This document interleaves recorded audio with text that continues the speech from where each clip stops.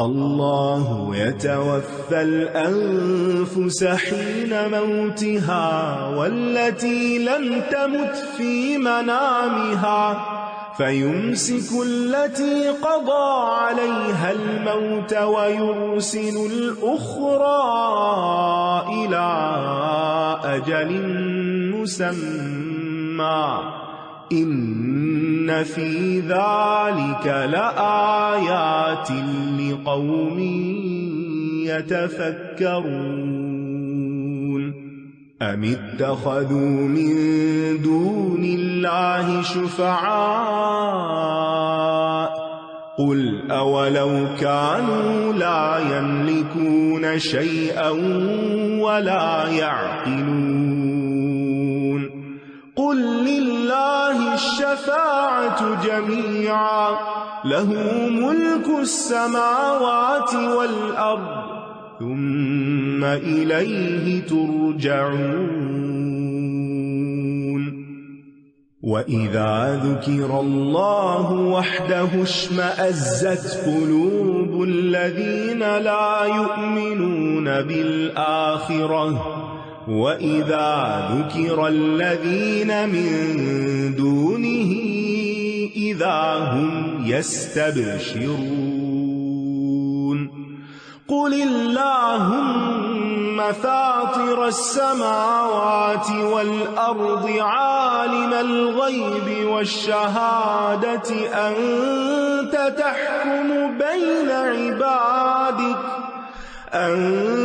تحكم بين عبادك فيما كانوا فيه يختلفون ولو أن للذين ظلموا ما في الأرض جميعا ومثله معه لافتدوا به من سوء العذاب يوم القيامة وبدا لهم من الله ما لم يكونوا يحتسبون وبدا لهم سيئات ما كسبوا وحاق بهم ما كانوا به يستهزئون فإذا مس الإنسان ضر دعانا ثم إذا خولناه نعمة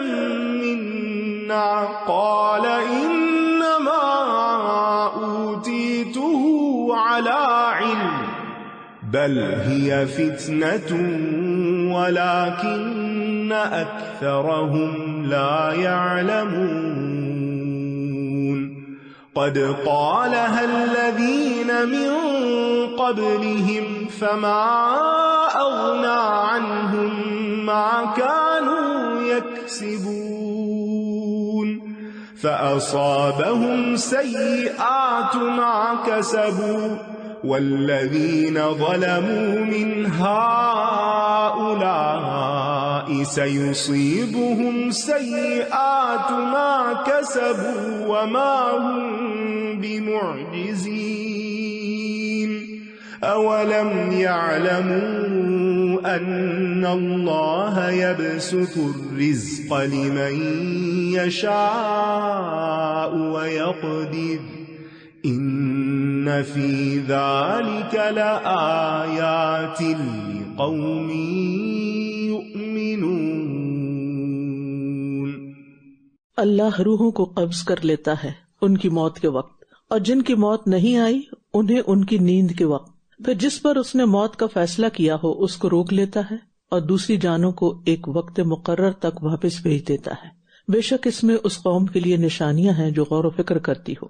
روحوں کی دو قسمیں ہیں، ایک روح حیوانی ہے اور ایک روح نفسانی ہے. روح حیوانی کا تعلق انسان کے جسم کے ساتھ ہوتا ہے، یعنی جسم میں گندھی ہوئی ہوتی ہے جیسے خون ہے یا دل کی حرکات وغیرہ ہیں، اور یہ نیند کی حالت میں بھی جسم کے اندر موجود رہتی ہے. دوسری روح نفسانی ہے جو نیند یا خواب کی حالت میں جسم کو چھوڑ کر سیر کرتی پھرتی ہے اور ہر طرح کے واقعات سے خواب میں دوچار ہوتی ہے. ان دونوں روحوں کا آپس میں بھی گہرا تعلق ہوتا ہے. اصل میں ایک ہی اکائی کے دو جز ہیں. اگر روح نفسانی خواب میں یا کسی بات پر یا کسی چیز سے لطف اندوز ہوتی ہے تو جاگنے پر انسان کے اوپر اس کے اثرات ہوتے ہیں. اور اگر روح نفسانی کو خواب میں کوئی ناگوار حادثہ پیش آ جائے اپنے گھومنے پھرنے کے دوران تو پھر انسان کی جو روح جسمانی ہے وہ اس سے کنیکٹ ہو کے محسوس کرتی ہے. بعض اوقات انسان رونا شروع کر دیتا ہے خواب میں اور اس کے اثرات جسم پر بھی پڑتے ہیں. اسی سے پھر انسان عذاب قبر کو بھی سمجھ سکتا ہے کہ جسم مٹی میں چلا جاتا ہے لیکن روح جو ہے وہ اوپر چلی جاتی ہے، لیکن ان کا کنیکشن باقی رہتا ہے. اسی وجہ سے صحیح عقیدہ یہ ہے کہ عذاب قبر جسمانی بھی ہے اور روحانی بھی ہے. یعنی اگر روح پر کوئی تکلیف آتی ہے تو اس کا جسم مٹی میں جہاں بھی ہوگا اس کو محسوس کرے گا. حیوانی روح جو ہے یہ موت کے بعد یعنی مٹی میں مل جاتی ہے، جسمانی جس کو کہتے ہیں. لیکن یہ ہے کہ جو دوسری روح ہے اسے کبھی بھی موت نہیں آئے گی، ہمیشہ کے لیے آگے یا جنت میں جائے یا جہنم میں جائے انسان دوبارہ جسم کے ساتھ جوڑ دی جائے گی جب وہ قیامت کے دن اٹھے گا. اور نیند کو آدھی موت بھی کہا گیا ہے اسی وجہ سے کہ اس کا آدھا حصہ اس کے جسم سے الگ ہوتا ہے. اور نیند سے اٹھنے اور قیامت کے دن دوبارہ اٹھنے میں ایک مماثلت پائی جاتی ہے، اور اس کا تجربہ اللہ تعالیٰ انسان کو ہر روز کرواتا ہے کہ ہمارا نفس جو ہے وہ اللہ کے ہاتھ میں ہے، ہماری زندگی اور ہماری موت اللہ کے ہاتھ میں ہے. لہٰذا انسان مرنے کے بعد جی اٹھنے کو جھٹلا نہیں سکتا. اس کی نشانی خود اللہ نے آپ کے جسم کے اندر رکھ دی ہے. کیا انہوں نے اللہ کے سوا کچھ سفارشی بنا رکھے ہیں؟ کہہ دیجئے کیا اگرچہ یہ کچھ بھی اختیار نہ رکھتے ہوں اور نہ ہی عقل رکھتے ہوں. یعنی عقلی لحاظ سے بھی دیکھا جائے تو اللہ کے سوا جو دوسرے معبود ہیں وہ کسی کام کے نہیں ہیں، اپنی جگہ سے ہل نہیں سکتے. انہوں نے آپ کے لیے کیا کرنا ہے؟ کہہ دیجئے ساری کی ساری شفاعت اللہ ہی کے اختیار میں ہے، آسمان اور زمین کی بادشاہت بھی اسی کی ہے، پھر اسی کی طرف تم لوٹائے جاؤ گے. یعنی مکمل مرضی اور تصرف اللہ سبحانہ وتعالیٰ کا ہی ہے قیامت کے دن. دنیا میں بھی ہے لیکن آخرت میں تو والامر یومئذ للہ مالک یوم الدین، صرف اللہ ہے. اور جب صرف اکیلے اللہ کا ذکر کیا جاتا ہے تو وہ لوگ جو آخرت پر یقین نہیں رکھتے ان کے دل تنگ پڑنے لگتے ہیں. یعنی توحید کی بات سے ان کے دل تنگ ہوتے ہیں، اور جب ان کا ذکر کیا جاتا ہے جو اس کے سوا ہے تو یکا یک یہ خوش ہو جاتے ہیں. سبحان اللہ. یعنی ہر دور کے مشرکین کی یہ ایک پکی علامت ہے کہ انہیں توحید خالص پسند نہیں، صرف اللہ کا ذکر پسند نہیں، چاہے کوئی بتوں کا پجاری ہو یا پھر قبروں کا پجاری ہو یا انسانوں کا. کہہ دیجئے اے اللہ آسمانوں اور زمین کے پیدا کرنے والے، غیب اور حاضر کے جاننے والے، تو ہی اپنے بندوں کے درمیان اس معاملے میں فیصلہ کرے گا جس میں وہ اختلاف کیا کرتے تھے. یعنی بہت سے معاملات ایسے ہیں دنیا میں جن میں انسانوں کے درمیان اختلاف رائے ہوتا ہے، کبھی عقیدے کے معاملے میں، کبھی عبادات کے طریقے کے معاملے میں، یا اور اپنی نجی زندگی کے معاملات میں. تو ان اختلافات کا فیصلہ بعض اوقات دنیا میں نہیں ہو پاتا کیونکہ اللہ نے لوگوں کو مختلف ذہن کا بنایا. لیکن قیامت کے دن پھر اللہ سبحانہ وتعالیٰ حق کو سامنے لے آئے گا. نبی صلی اللہ علیہ وسلم تہجد کی نماز ایک دعا سے شروع کرتے تھے اور اس میں آپ فرماتے تھے انت تحکم بین عبادک فیما کانوا فیہ یختلفون اہدنی لما اختلف فیہ من الحق باذنک انک تہدی من تشاء الی صراط مستقیم. بعض اوقات کسی معاملے میں ہم اپنے آپ کو ٹھیک سمجھ رہے ہوتے ہیں حالانکہ وہ ٹھیک نہیں ہوتا، اس لیے ہمیشہ اللہ تعالیٰ سے ہدایت مانگتے رہنا چاہیے. اہدنا الصراط المستقیم تو ہم پڑھتے ہی ہیں، لیکن اس کے علاوہ بھی کسی بھی معاملے میں کہیں کوئی کنفیوژن ہو رہی ہو، چیزیں واضح نہ ہو تو اللہ سے خاص دعا کی کرے اللہم اہد قلبی عسى ربی ان یہدینی سواء السبیل. موسیٰ علیہ السلام نے اللہ ہی سے سیدھا راستہ مانگا تھا نا، تو ہم سب کو بھی یہی کرنا چاہیے. چھوٹے چھوٹے معاملات میں بھی بعضوں کا ڈیسیژن لینا ہمارے لیے مشکل ہوتا ہے، تو اس لیے بہت ضروری ہے کہ انسان منیبین میں سے ہو، ہر معاملے کو اللہ کی طرف لے جائے اور اسی سے رہنمائی لے. اور اگر ان لوگوں کے پاس جنہوں نے ظلم کیا وہ سب کچھ ہو جو زمین میں ہے اور اس کے ساتھ اتنا ہی اور بھی، تو یہ قیامت کے دن برے عذاب سے بچنے کے لیے اسے ضرور فدیہ میں دے دیں، اور اللہ کی طرف سے ان کے لیے وہ کچھ ظاہر ہو جائے گا جس کا یہ گمان بھی نہ رکھتے ہوں گے. عذاب آخرت کی شدت اور ہولناکی کا بیان ہے یہاں پر. ایسا دردناک عذاب کہ جو انسان کے وہم و گمان میں بھی نہیں. دنیا میں ہی کوئی چوٹ لگ جائے، کہیں جل جائے انسان تو تکلیف ناقابل برداشت ہوتی ہے. پیٹ میں درد ہو جائے، سر میں درد ہو جائے تو انسان کو سب کچھ بھول جاتا ہے. تو یہ تو کچھ بھی نہیں. تو اللہ نے انسان سے دنیا میں بہت کم چیز کا مطالبہ کیا ہے، لیکن قیامت کے دن ہر چیز بھی وہ فدیہ میں دے دے تو عذاب سے نہ بچ سکے گا. اور جو اعمال انہوں نے کیے ہوں گے ان کی برائیاں ان کے لیے ظاہر ہو جائیں گی، اور گھیر لے گی انہیں وہ چیز جس کا یہ مذاق اڑاتے تھے۔ اس آیت میں ریاکاروں کے لیے بھی بڑی وعید ہے۔ انسان بسا اوقات ایک ایسا عمل کر رہا ہوتا ہے جسے وہ سمجھتا ہے کہ وہ اللہ کے لیے کر رہا ہے، حالانکہ وہ اسے لوگوں کے لیے کر رہا ہوتا ہے۔ بظاہر وہ نیک عمل ہوتا ہے، لیکن جو اعمال انہوں نے کیے ہوں گے ان کی برائیاں ان کے لیے ظاہر ہو جائیں گی، اس کے پیچھے نیت کا کھوٹ سامنے آ جائے گا۔ اللہ تعالیٰ ہمیں بچا کے رکھے۔ اور پھر کچھ کام ہم دنیا میں ایسے کرتے رہتے ہیں، ہم سمجھتے ہیں بڑی نیکیاں، بڑا خیر کا کام ہم کر رہے ہیں، لیکن قیامت کے دن پتہ چلے گا کہ یہ نیکی تھی ہی نہیں، تو پھر سوچیے کیا بنے گا۔ لہذا اپنی جان بچانے کے لیے دنیا میں زیادہ سے زیادہ اللہ تعالیٰ سے رہنمائی مانگے، صرف دعا کی حد تک نہیں، اس کی کتاب سے بھی عملی طور پر رہنمائی لیں، کیا صحیح ہے اور کیا غلط ہے، اور جو یہ کتاب کہتی ہے اس پر اپنی جان تو کیا، اپنا مال، اپنا وقت، جو کچھ بھی لگے خرچ کر دیں تاکہ آخرت کے عذاب سے بچ سکیں۔ بس جب انسان کو کوئی تکلیف پہنچتی ہے تو وہ ہمیں پکارتا ہے، پھر جب ہم اپنے پاس سے اسے کوئی نعمت عطا کر دیتے ہیں تو وہ کہتا ہے میں یہ ایک علم کی بنا پر دیا گیا ہوں، بلکہ یہ تو ایک آزمائش ہے، لیکن ان میں سے اکثر لوگ علم نہیں رکھتے۔ یہ انسان کی کمزوری ہے کہ جب کوئی تکلیف آتی ہے، مصیبت آتی ہے تو بڑی جلدی بد دل ہو جاتا ہے، اور کہتا ہے کہ بس میری تو قسمت ہی پھوٹی ہوئی ہے اور میرے لیے تو صرف آزمائشیں ہی رہ گئی ہیں، ایک ختم نہیں ہوتی تو ایک آ جاتی ہے، ایک پریشانی دور نہیں ہوتی تو ایک اور گھیر لیتی ہے۔ تو ان مشکلات کے اندر بھی جو وقفے ہوتے ہیں نا، اس میں انسان کا امتحان ہو رہا ہوتا ہے دراصل، کہ اس کا رسپانس کیا ہے، اس کا ری ایکشن کیا ہے۔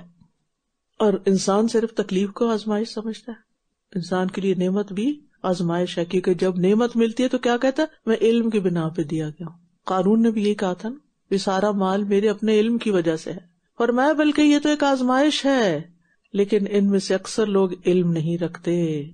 یعنی مصیبت کے بعد جو عافیت ملتی ہے وہ بھی آزمائش ہے، بیماری کے بعد جو صحت ملتی ہے وہ بھی آزمائش ہے، غربت کے بعد جو مال ملتا ہے وہ بھی آزمائش ہوتا ہے۔ یعنی اس وقت پھر آپ کا رسپانس دیکھا جاتا ہے کہ آپ نعمت پا کے کیسے ریئیکٹ کرتے ہیں، شکر گزار ہیں کہ نہیں ہے۔ اور مال کی آزمائش تو بڑی ہی سخت ہے، کیونکہ مال ایک فتنہ ہے۔ نبی صلی اللہ علیہ وسلم کو اپنی امت کی محتاجی کا خوف نہیں تھا کہ میری امت فقیر ہو جائے گی، بلکہ مال کی کشادگی کے بعد آخرت سے غافل ہونے کا خوف تھا کہ تم دنیا کے پیچھے پڑ جاؤ گے، اور جیسے پہلے لوگ دنیا کے پیچھے لگے اور پھر آخرت بھول گئے۔ آپ دیکھیے کہ ہم اپنے بچوں کے لیے کیا مانگتے ہیں، ہمارا سب سے زیادہ کنسرن ہمارے بچے ہیں، ہم انہیں خوشحال دیکھنا چاہتے، خوشحالی کا مطلب کیا لیتے ہیں ہم، دنیا زیادہ سے زیادہ مل جائے، بڑا گھر مل جائے، بڑی گاڑیاں مل جائے، یعنی دنیا آسان ہو جائے ان پر۔ اور لٹرلی ماں باپ بچوں کے رزق کے لیے اور کشائش کے لیے دعائیں مانگتے ہیں، لیکن نبی صلی اللہ علیہ وسلم اپنی امت کے بارے میں زیادہ کشائش کے بارے میں ڈرتے تھے۔ ہم تو نہیں ڈرتے، ہم سمجھتے ہیں کہ ہمارے بچے بڑے نیک ہیں، ان کو جو بھی مل گیا وہ تو دیندار ہی رہیں گے، کچھ نہیں کہہ سکتے۔ اللہ کرے کہ انہیں بہت ملے، لیکن ساتھ ہی یہ دعا کیا کریں کہ اللہ جو آپ ان کو دے وہ آپ سے قریب کرنے والا ہو، نہ کہ دور کرنے والا، چاہے علم ہو، چاہے مال ہو، چاہے طاقت ہو، چاہے وسائل، اسباب، کچھ بھی۔ تو بہت سے لوگ اللہ کے فضل و کرم کو بھول جاتے ہیں، اور ان کو میں یاد رہتی کہ میں نے محنت کی تھی، میری قابلیت تھی، میری کوشش تھی، میرا تجربہ تھا، میری لک تھی، اس لیے میں یہ سب کچھ حاصل کر پایا ہوں۔ اور یہاں اللہ تعالیٰ کا کتنا احسان ہے کہ اس نے ہمیں قرآن کے ذریعے یہ بتا دیا کہ یہ مال بھی آزمائش ہے، کبھی علم، مال، نعمتیں، اسباب، فتنہ اور عذاب بھی ہو سکتا ہے۔ اس لیے صرف علم نہیں مانگنا چاہیے، بلکہ کیا مانگنا چاہیے، علم نافع، کہ اللہ ہمیں نفع مند علم دے جس سے ہماری دنیا میں بھی فائدہ ہو لیکن آخرت بھی ہماری فائدے میں رہے۔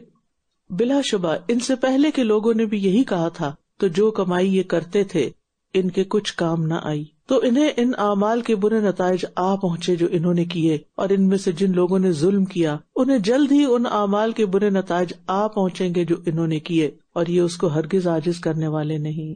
یعنی برے اعمال کے برے نتائج اور اس کا وبال جو ہے وہ کسی نہ کسی شکل میں آ پڑے گا ان پر۔ تو اس میں ہر ظالم، نافرمان، ناشکرے کے لیے سخت تنبیہ ہے کہ اگر وہ بھی پہلے لوگوں کی طرح ناشکری، ظلم، کفر، شرک سے باز نہ آئے اور اللہ کی نافرمانی کے کام انہوں نے نہیں چھوڑے تو ان اعمال کے برے نتائج جلد آئیں گے۔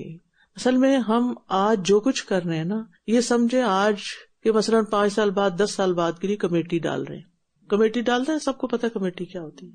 آپ کمیٹی ڈالتے رہتے ہیں، پھر ایک دن آپ کی کمیٹی نکل آتی ہے. کتنی نکلتی ہے؟ جتنی ڈالی ہوتی ہے. اسی طرح جو اعمال کر رہے ہیں نا، اچھے بھی کر رہے ہیں، وہ بھی جا رہے ہیں ایک باسکٹ میں، برے بھی، اور پھر ایک دن کا نتیجہ لازمی سامنے آنا ہے. اور دنیا میں بھی آ جاتا ہے. جو بچے پڑھتے نہیں، محنت نہیں کرتے، وہ وقتی طور پر تو ٹال مٹول، ادھر ادھر چھپ کے، ادھر ادھر بہانے کر کے، عذر تراش کے، لوگوں کو خوش کر کے، باتیں کر کے، سب کو راضی کر کے بچ سکتے. لیکن پھر اینڈ آف دا ڈے کیا ہوگا؟ نتائج تو خود ہی بھگتنے نا. آج اگر میں محنت نہیں کرتی، کام نہیں کرتی، کچھ عمل نہیں کرتی، تو یہ ایسی تھوڑی وقت رہے گا، یہ تو بدل جائے گا وقت. اور جب وقت بدلے گا تو سب کچھ بدلا ہوا ہوگا، پھر کوئی کام نہیں آئے گا. وَمَنْ جَاهَدَ فَإِنَّمَا يُجَاهِدُ لِنَفْسِهِ.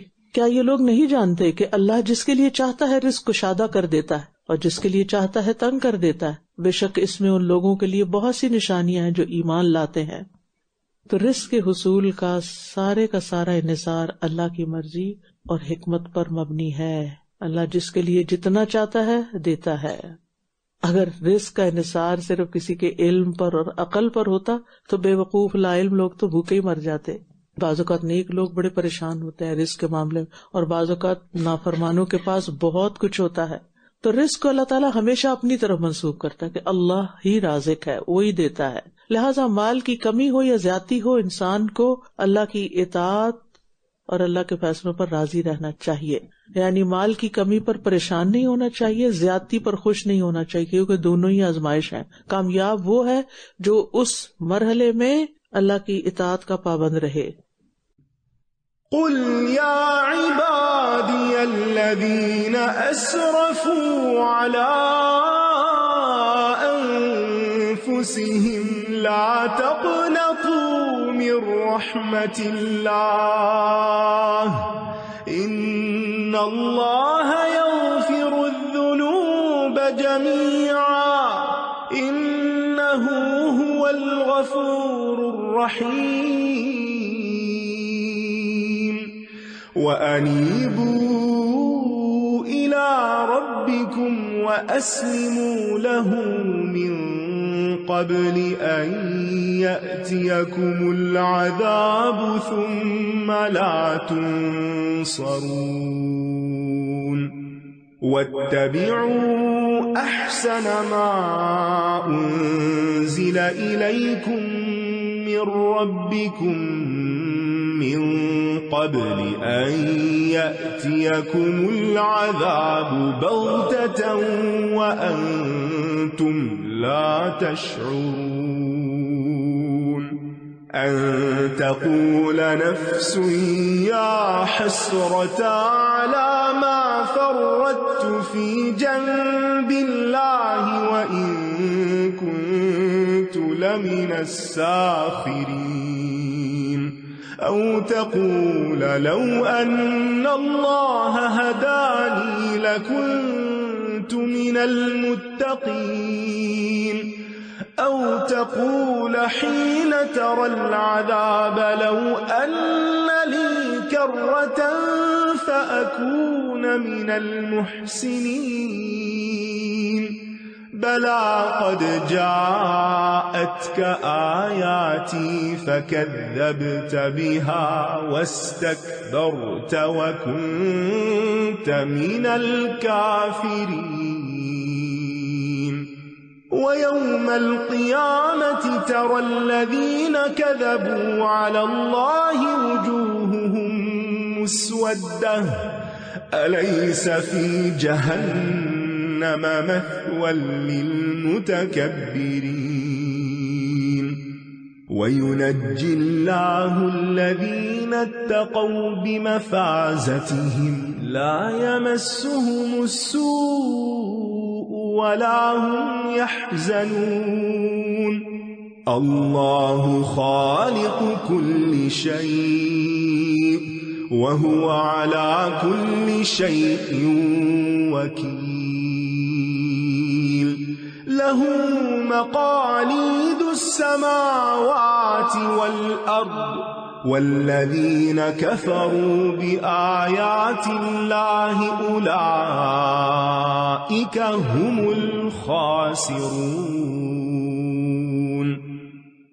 کہہ دیجئے اے میرے بندو جنہوں نے اپنی جانوں پر زیادتی کی ہے، اللہ کی رحمت سے نا امید نہ ہو، بے شک اللہ سب گناہوں کو بخش دیتا ہے، بے شک وہ بہت بخشنے والا نہایت رحم کرنے والا ہے۔ کتاب اللہ کی یہ آیت بڑی ہی امید افزا ہے ہر شخص کے لیے۔ اللہ کی مغفرت کی وسعت کا بیان ہے اس میں۔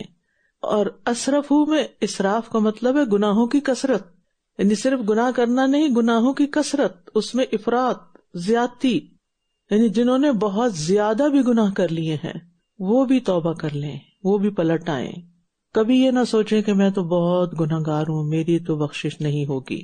اگر سچے دل سے کوئی ایمان قبول کر لے یا ایمان لانے کے بعد بھی گناہ ہو اور ان سے توبہ کر لے تو اللہ تعالیٰ سارے گناہ معاف کر دے گا۔ توبہ کا دروازہ کھلا ہے جب تک کہ جان حلق میں نہیں آ جاتی اور جب تک کہ سورج مغرب سے طلوع نہیں ہو جاتا۔ تو جو اس دعوت عام سے، اوپن انویٹیشن سے فائدہ نہیں اٹھاتا، پھر وہ اپنے لیے خود ہی عذاب کا رستہ اختیار کیے ہوئے ہے۔ انسان جتنا بھی چاہے کہ وہ اچھا بن جائے لیکن پھر بھی وہ کمزور ہے، کہیں نہ کہیں وہ سلپ ہو جاتا ہے، غلطی ہو جاتی ہے۔ نفس اندر ہے، شیطان باہر ہے، دونوں مل کے انسان کو گھیرے ہوئے ہیں۔ شیطان نے اپنی فوجیں پیچھے لگائی ہوئی ہیں انسان کے، اور وہ اپنے منصوبے میں بہت سنجیدہ۔ ہم بھول جاتے ہیں، ہم غافل ہو جاتے ہیں، لیکن وہ اپنے مقصد سے غافل نہیں ہوتا۔ لہٰذا انسان اپنے کبھی ذاتی رجحانات اور اپنی کمزوریوں کی وجہ سے غلط راستے پہ چل پڑتا ہے، تو اللہ سبحانہ وتعالیٰ نے اس کے لیے دامن رحمت وسیع کیا ہوا ہے تاکہ اس کا بندہ اس کی طرف لوٹ آئے، نہ کہ شیطان کا شکار بن جائے۔ اور اس رحمت کو پانے کے لیے کسی کی اپروول کی ضرورت نہیں ہوتی، بلکہ انسان بس کسی لمحے کہیں پر بھی بس اللہ کی طرف پلٹ جائے اور اچھا انسان بننے کی نیت اور ارادہ کر لے۔ لیکن اللہ کی ناراضگی کے کام کرتے چلے جانا اور پھر صرف رحمت کی امید رکھنا، یہ پھر خام خیالی ہی ہوگا۔ اور مغفرت اور رحمت اللہ تعالیٰ کی ذاتی صفات ہیں جو کبھی اس کی ذات سے جدا نہیں ہوتی۔ انسان کو چاہیے کہ وہ ایسے کام کرے کہ جس سے اللہ کی بخشش اور رحمت پائے۔ 100 لوگوں کے قاتل پر بھی اللہ کی رحمت ہو گئی تھی، تو اللہ تعالیٰ کی رحمت ہر ایک پر ہو سکتی ہے۔ اور پھر بعض اوقات یہ ہوتا ہے کہ انسان ایک دفعہ توبہ کر لے تو پھر گناہ کر بیٹھتے، پھر بار بار گناہ ہوتے، بار بار پلٹنا چاہیے۔ اور کسی کے بارے میں یہ کبھی نہیں کہنا چاہیے کہ اللہ اسے تو معاف نہیں کرے گا۔ گناہ آسمان کی کناروں تک بھی پہنچ جائیں تو سچی توبہ کے ذریعے معاف ہو سکتے ہیں۔ ہم سب کو اللہ سے اچھی امید رکھنی چاہیے اور مایوسی سے بچنا چاہیے، کیونکہ مایوسی دیمک کی طرح ہوتی ہے جو انسان کو اندر ہی اندر سے کھوکھلا کر دیتی ہے، کھا جاتی ہے انسان کو۔ لہذا انسان کبھی بھی مایوس نہ ہو، اللہ سے اچھا گمان رکھے اور اپنے رب کی طرف لوٹ آؤ اور اس کے فرما بردار بن جاؤ۔ یعنی توبہ کے بعد رستہ بدل لو، اس سے پہلے کہ تم پر عذاب آ جائے، پھر تم مدد نہ کیے جاؤ گے۔ یعنی عذاب آ گیا، موت آ گئی تو پھر کچھ فائدہ نہ ہوگا۔ اور پیروی کرو اس بہترین چیز کی جو تمہارے رب کی طرف سے تمہاری طرف نازل کی گئی ہے، اس سے پہلے کہ تم پر اچانک عذاب آ جائے اور تمہیں احساس تک نہ ہو۔ یعنی توبہ کرنے کے بعد سیدھے راستے پر چلنے کے لیے رب تعالیٰ کی ہدایات کی پیروی کرنا بہت ضروری ہے، قرآن و سنت کی، یعنی اتباع حسن ہونا چاہیے، عمدہ طریقے سے پیروی۔ ایسا نہ ہو کہ کوئی شخص کہے ہائے افسوس اس کوتاہی پر جو میں نے اللہ کے حق میں کی، اور بے شک میں تو مذاق اڑانے والوں میں سے تھا۔ یعنی ایسے شخص نے نافرمانی کے ساتھ مذاق بھی مزید اڑایا تو اللہ تعالیٰ نے حسرت و ندامت کے ساتھ برے عذاب کو بھی اکٹھا کر دیا۔ یا وہ کہے کہ اگر اللہ مجھے ہدایت دیتا تو میں بھی متقی لوگوں میں سے ہوتا۔ یعنی بعد میں ایسی باتیں کرنے کا کوئی فائدہ نہیں۔ انسان اپنی زندگی میں ہی اللہ کی طرف پلٹ آئے تو تقویٰ بھی حاصل ہو جائے گا۔ یا جب یہ عذاب دیکھے تو کہے کاش کہ اگر میرے لیے ایک بار پلٹنا ہو تو میں نیکوکاروں میں سے ہو جاؤں۔ یعنی مرنے کے بعد واپس نہیں آ سکتے۔ کیوں نہیں؟ بے شک میری آیات تیرے پاس آئی تھیں، بس تو نے انہیں جھٹلا دیا اور تکبر کیا اور تو انکار کرنے والوں میں سے تھا۔ اور جن لوگوں نے اللہ پر جھوٹ باندھا آپ انہیں دیکھیں گے کہ قیامت کے دن ان کے چہرے سیاہ ہوں گے۔ کیا تکبر کرنے والوں کے لیے جہنم میں کوئی ٹھکانہ نہیں؟ اور جن لوگوں نے تقوی اختیار کیا اللہ انہیں ان کے کامیاب ہونے کی وجہ سے نجات دے دے گا، انہیں کوئی تکلیف نہ پہنچے گی اور نہ ہی وہ غمگین ہوں گے۔ یعنی نیکوکاروں کا مقام اتنا بلند ہوگا کہ انہیں روز محشر کی لو اور تپش اور دھوپ وہ بھی نہیں پہنچے گی، ہر طرح کی تکلیف سے محفوظ ہوں گے۔ تو تقوی کی بدولت انسان آخرت کی نعمتوں کا مستحق ہوگا۔ تو تقوی نجات کا ذریعہ ہے. اللہ ہر چیز کا خالق ہے اور وہی ہر چیز پر نگران ہے. یعنی اللہ نے کائنات کو بنا کے چھوڑ نہیں دیا، بلکہ ہر آن اس کی نگرانی بھی کر رہا ہے، ہر چیز کی نگرانی کر رہا ہے، ہر چیز اسی کے کنٹرول میں ہے، اسی کے تصرف میں ہے، اسی کے مرضی کے مطابق کام کرتی ہے، اور انسان بھی اسی کے کنٹرول میں ہے. یہ ساری چیزیں اللہ ہی نے پیدا کی ہیں. ہماری خوشی، ہمیں توفیق دینا، امید، نیک شگونی، سعادت، مسرت، سب کچھ اللہ کی طرف سے ہے. ہدایت، رحمت، برکت، آسمانوں اور زمین کی کنجیاں اسی کے پاس ہیں. اور جن لوگوں نے اللہ کی آیات کا انکار کیا وہی نقصان اٹھانے والے ہیں. لہذا اللہ کی آیات پڑھتے جائیں، سنتے جائیں اور کہیں کہ میں ان پہ راضی ہوں، میں نے ایکسپٹ کر لیا. یہ نہ کہیں یہ تو میں عمل کر ہی نہیں سکتی،